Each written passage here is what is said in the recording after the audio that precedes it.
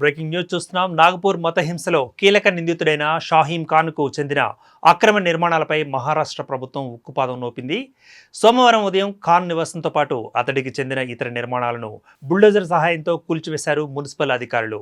Minority democratic పార్టీకి చెందిన ప్రముఖ నాయకుడు షాహీం ఖాన్ సోషల్ మీడియాలో తప్పుడు సమాచారంతో నాగపూర్ అల్లర్లకు కారకుడయ్యాడని, రాజద్రోహానికి పాల్పడ్డాడనే ఆరోపణల నేపథ్యంలో అతడిని పోలీసులు అదుపులో తీసుకున్న విషయం తెలిసిందే. ఇక ప్రస్తుతం ఖాన్ జైల్లో ఉన్నారు. అయితే అక్రమ నిర్మాణాలపై ఇప్పటికే ఖాన్కు నోటీసులు ఇచ్చినట్లు మున్సిపల్ అధికారులు చెబుతున్నారు. ఆ నోటీసులకు స్పందించకపోవడంతోనే కూల్చివేతలు చేపట్టినట్లుగా చెప్పారు. నిబంధనల ప్రకారం నిర్మాణాలు చేపట్టలేదని అధికారులు నోటీసుల్లో పేర్కొన్నారు.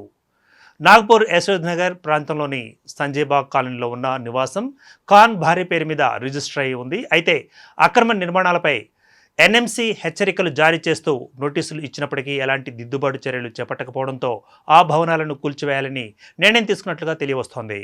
ఈ నెల 17న ఛత్రపతి సంభాజీనగర్లో ఔరంగజేబ్ సమాధిని తొలగించాలని డిమాండ్ చేస్తూ విశ్వ హిందూ పరిషత్ నేతృత్వంలో నిరసన వ్యక్తమైంది. అయితే ఈ నిరసనల్లో మతపరమైన శాసనాలు ఉన్న చాదర్ దహనమైందంటూ సోషల్ మీడియాలో పుకార్లు వ్యాపించడంతో ఒక్కసారిగా హింస చెలరేగింది. ఆందోళనకారులు రాళ్లు రువ్వడంతో పాటు దహనానికి పాల్పడ్డారు.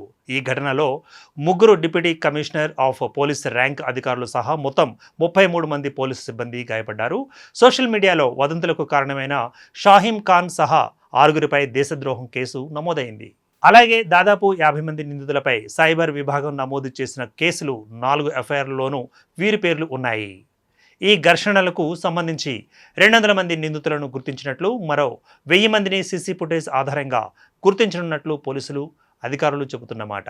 అయితే నాగపూర్లో ఔరంగజేబుకు వ్యతిరేకంగా జరిగిన నిరసన వీడియోలను మార్పులు చేసి ఖాన్ సోషల్ మీడియాలో పోస్టు చేసి తప్పుడు సమాచారాన్ని ఇవ్వడం వల్లే అల్లర్లు జరిగినట్లుగా మహారాష్ట్ర పోలీసులు సైబర్ సెల్ విభాగం తెలియజేస్తోంది.